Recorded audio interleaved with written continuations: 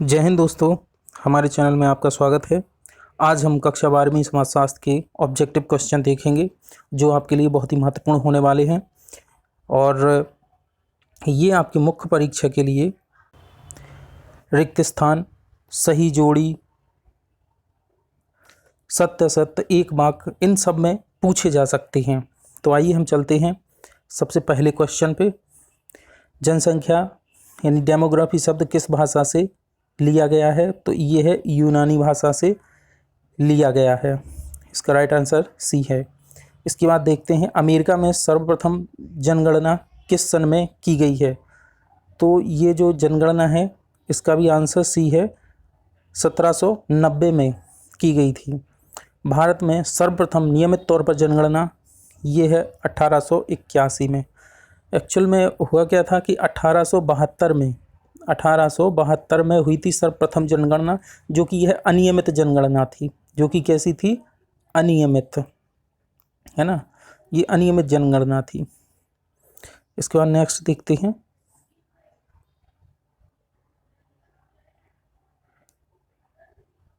जनसंख्या वृद्धि का सिद्धांत किसने दिया है? तो ये आपकी जो पहली बुक है भारतीय समाज, उसी में दिया गया है। रॉबर्ट थॉमस रॉबर्ट माल्थस, इसके जो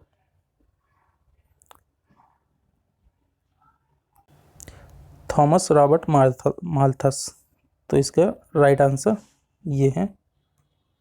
नेक्स्ट चलते हैं। प्रति 1000 स्त्रियों की इकाई के पीछे जीवित जन्मे बच्चों की संख्या को क्या कहा जाता है? तो दोस्तों इसको कहा जाता है प्रजनन दर। तो इसको क्या कहा जाता है? प्रजनन दर। अब नेक्स्ट देखते हैं।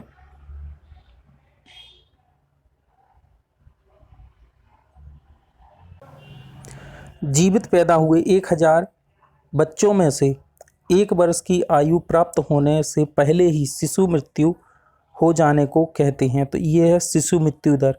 एक्चुअल में होता क्या है कि जब 1000 बच्चे पैदा हो जाते हैं और वो एक वर्ष तक ही नहीं जीवित रह पाते हैं, उनमें से जितने बच्चे मर जाते हैं उनको शिशु मृत्यु दर की श्रेणी में रखा जाता है। नेक्स्ट देखते हैं हम। निम्न में से किस दशक में जनसंख्या समृद्धि दर नकारात्मक रही है? तो इसका मतलब ये है कि जितनी जनसंख्या मतलब प्रतिवर्ष पैदा होती है उसकी बजाय उतनी मृत्यु दर होने से वह कम हो गई थी, है ना। तो ये है आपका 1911 से 1921 के बीच का दशक, है ना। तो ये है आपका 1911 से 1921 का दशक। इसमें जनसंख्या वृद्धि नकारात्मक रही थी। नेक्स्ट है भारत में सन 1918 से 1919 वर्ष में कौन सी महामारी फैली थी? तो भारत में ये है इन्फ्लुएंजा। तो इन्फ्लुएंजा नामक बीमारी है वो फैली हुई थी। नौवां देखते हैं। भारत में सबसे अधिक जन्मदर किस राज्य में है? तो दोस्तों इसका आंसर है उत्तर प्रदेश में। यहाँ पे सर्वाधिक जनसंख्या जन्मदर है। नेक्स्ट है 10वां, किस आयु वर्ग को कार्यशील जनसंख्या के अंतर्गत रखा जाता है? तो ये है 15 से 59 वर्ष। एक्चुअल में क्या है, 15 से जो पहले यानी 1 वर्ष से लेके जो 15 वर्ष तक के 14 वर्ष तक के जो बच्चे होते हैं वो दूसरों पर आश्रित होते हैं। इसके बाद जो 15 से लेके और 59 वर्ष के जो व्यक्ति होते हैं उनको कार्यशील जनसंख्या के अंतर्गत रखा जाता है। बाकी जो 60 साल और इससे अधिक उम्र के जो व्यक्ति होते हैं उनको दूसरों पर आश्रित रहना पड़ता है। इसलिए जो कार्यशील जनसंख्या है वो 15 से 59 वर्ष है। नेक्स्ट है 2011 की जनगणना के अनुसार स्त्री पुरुष लिंगानुपात कितना है? तो दोस्तों 2011 की पूछी गई है जनगणना के अनुसार, तो 940 है। नेक्स्ट देखते हैं 2011 की जनगणना के अनुसार भारत में साक्षरता दर कितनी है? तो यहाँ पे आंसर दोस्तों 2011 की पूछी गई है, इसलिए यहाँ की जो जनगणना है वो साक्षरता है वो है 74% है दोस्तों। नेक्स्ट देखते हैं 2011 की जनगणना के अनुसार भारत में नगरीय जनसंख्या बढ़कर कितनी प्रतिशत हो गई है? तो ये नगरीय जनसंख्या है दोस्तों 31.2% हो चुकी है। नेक्स्ट देखते हैं जाति अंग्रेजी के कास्ट शब्द की उत्पत्ति किस भाषा से हुई। तो दोस्तों यहाँ पे है पुर्तगाली भाषा से। इसका आंसर है पुर्तगाली भाषा से कास्ट शब्द की उत्पत्ति हुई है। नेक्स्ट देखते हैं भारत की सबसे बड़ी जनजाति कौन सी है। तो भारत की देखा जाए भारत के संदर्भ में तो यह गौड़ जनजाति। अगर मध्य प्रदेश के MP के बारे में अगर पूछा जाता है तो ये भील जनजाति, मध्य प्रदेश की भील जनजाति सबसे बड़ी है मध्य प्रदेश में। जबकि भारत में पूछा जाए तो गौड़ जनजाति सब सर्वाधिक है। नेक्स्ट देखते हैं परिवार के मुखिया को क्या कहा जाता है। तो परिवार के मुखिया को कर्ता कहा जाता है। ये आपके प्री बोर्ड में भी आया था अभी।